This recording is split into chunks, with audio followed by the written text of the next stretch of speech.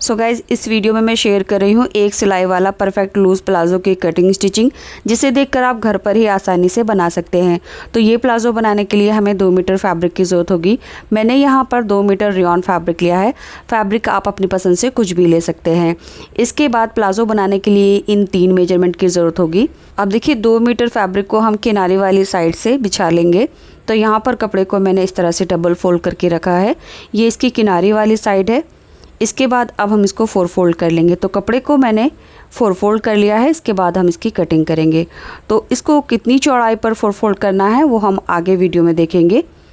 तो इस साइड से जितना भी फैब्रिक सीधा निकलेगा वो मैं इसकी कुर्ती में यूज़ कर लूँगी।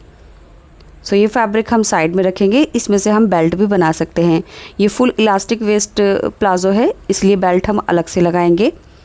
अब सबसे पहले हम नीचे जो बॉटम में फ़ोल्ड करना है, तो उसके लिए 1 से 1.5 इंच हमने मार्क कर लेना है और इस मार्क को हम सीधा कर लेंगे। तो इतना फैब्रिक जो है वो हमारा नीचे मोरी में फ़ोल्ड हो जाएगा।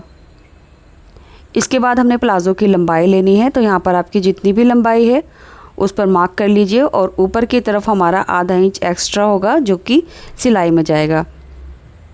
इस मार्क से ऊपर की तरफ हमारी इलास्टिक की चौड़ाई रहेगी और यहाँ से हमारी रेडी लेंथ रहेगी। ये देखिए, मेरे प्लाज़ो की जो लंबाई है वो 38 इंच है। तो 38 इंच की लेंथ पर ये रेडी हो जाएगा। सो यहाँ पर आपको अपनी लेंथ के हिसाब से इसको कम ज़्यादा कर लेना है। इसके बाद इसकी जो चौड़ाई है वो हम अपने हिप के अकॉर्डिंग लेंगे। जिस साइज़ के लिए भी हम बना रहे हैं उसको हिप जो है उसको हमने 4 से डिवाइड करना है और उसमें हम 6 इंच प्लस कर लेंगे। क्योंकि ये लूज़ प्लाज़ो है इसलिए हम 6 से 7 इंच प्लस कर सकते हैं। तो ये मैं 40 हिप के लिए बना रही हूँ, इसलिए 40 का 4th पार्ट हुआ 10 इंच। अब 10 इंच में हमने 6 इंच प्लस कर लिया जो कि 16 इंच हो गया है। तो यहाँ पर कपड़े को जो 4 फोल्ड करना है वो हम अपने हिप के हिसाब से करेंगे। तो हिप का हिसाब जो है वो मैंने आपको बता दिया है, हिप का 4th पार्ट प्लस 6 इंच। इसके बाद यहाँ पर हमने अपने हिप का 4th पार्ट मार्क करना है। तो पहले ऊपर की तरफ हम ये आधा इंच मार्क कर लेंगे जो कि ऊपर बेल्ट से सिलने में चला जाएगा। अब यहाँ से हम अपने हिप का 4th पार्ट मार्क करेंगे। मेरे मेजरमेंट के हिसाब से ये 10 इंच है तो मैंने 10 इंच पर मार्क किया। इसके बाद इस मार्क से आगे की तरफ हम 3 से 3.5 इंच और ऐड करेंगे। तो मैंने 3.5 इंच ऐड किया है। अगर ज़्यादा हैवी साइज़ है तो आप 4 इंच तक और बढ़ा सकते हैं। तो ये वाला जो मार्क था ये हमारा ऊपर आधा इंच है, इसको मैं डार्क कर लेती हूँ। अब यहाँ से हमने अपनी क्रॉच की लंबाई लेनी है। तो पहले इस मार्क से ऊपर की तरफ हमने इलास्टिक की चौड़ाई निकाल देनी है, उसके बाद क्रॉच की लेंथ लेनी है। तो क्रॉच की लेंथ लेने के लिए हिप का 4th पार्ट प्लस 2 इंच करके हमने लेंथ ले लेनी है। तो देखिए, इस तरह से मैंने 12.5 इंच पर क्रॉच की लंबाई ली है। अब इसमें हमने क्रॉच की इस तरह से गोलाई दे देनी है ऐसे करके। अब देखिए, फ्रंट से जो हमारा क्रॉच होता है उसकी लेंथ हमें कम चाहिए होती है। तो यहाँ पर हमने लगभग 1.5 इंच इसको डाउन कर देना है। अगर हम फ्रंट से क्रॉच डाउन नहीं करते तो आगे का क्रॉच लंबा हो जाता है। अब इस मार्क को पीछे की तरफ बंद साइड में मिला देंगे। तो इंची टेप को मैंने तिरछा करके रखा है और इस मार्क को बंद साइड की तरफ मिला दिया है इस तरह से। अब इसकी कटिंग करनी है। तो कटिंग करने के लिए हमने सिर्फ 2 लेयर की कटिंग करनी है, क्योंकि ये जो क्रॉच है ये हम फ्रंट का डाउन कर रहे हैं और जो बैक साइड की जो 2 लेयर हैं वो हमने छोड़ दी हैं। ये देखिए, ये बैक साइड है। इसके बाद अब हमने मोरी की चौड़ाई लेनी है। तो यहाँ पर मोरी की चौड़ाई आपको जितनी चाहिए उसके हिसाब से आप ले सकते हैं। मैं 14 इंच पर मार्क कर रही हूँ। 13 इंच पर हमारी मोरी की चौड़ाई आ जाएगी। अब ये दोनों पॉइंट को हम लेग शेपर की हेल्प से इस तरह से मिला देंगे। तो यहाँ से मार्क हमने ऊपर क्रॉस तक इस तरह से मिला देना है। आप ये वाला मार्क डायरेक्ट इंची टेप से भी कर सकते हैं। तो डायरेक्ट आपको इंची टेप यहाँ दोनों पॉइंट पर इस तरह से रखना है और मार्क कर देना है ऐसे करके।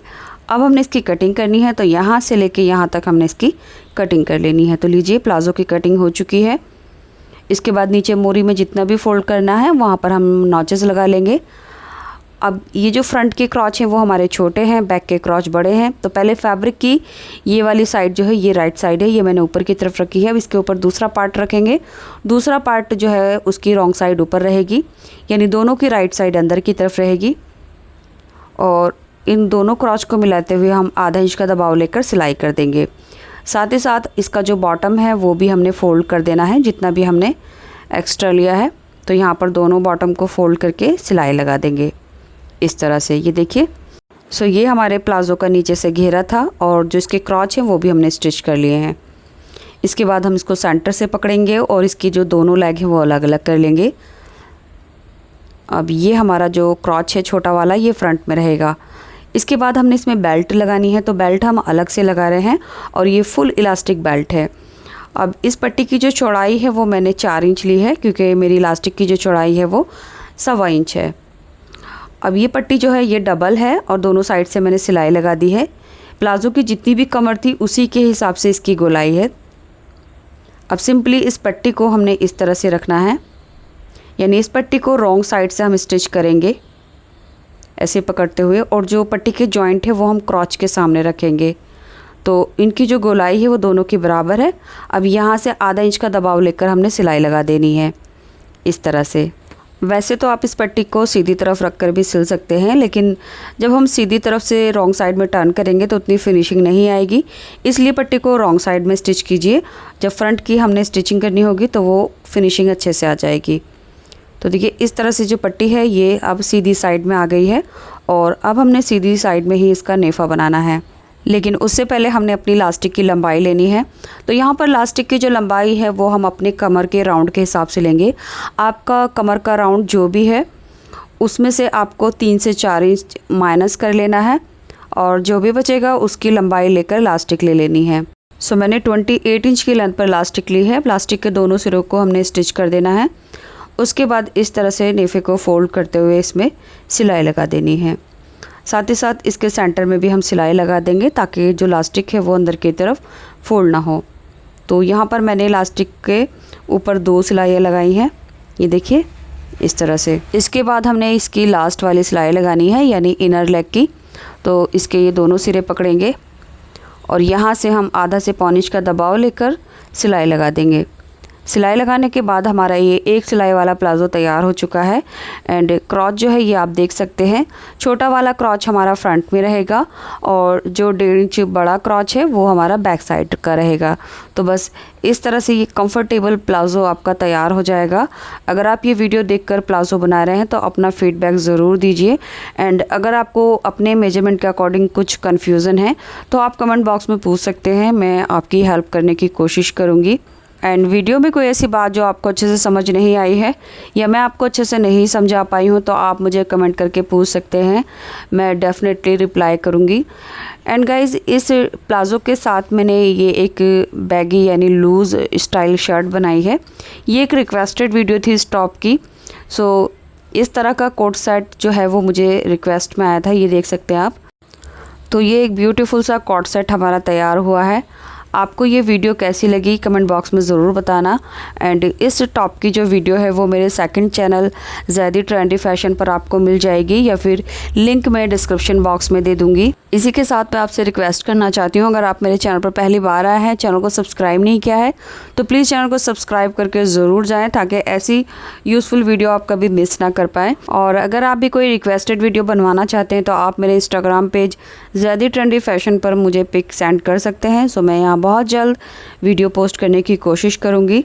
और अगर आप वीडियो देखते देखते यहाँ तक आ गए हैं तो इस टॉप का वीडियो आपको यहाँ एंड स्क्रीन पर मिल जाएगा।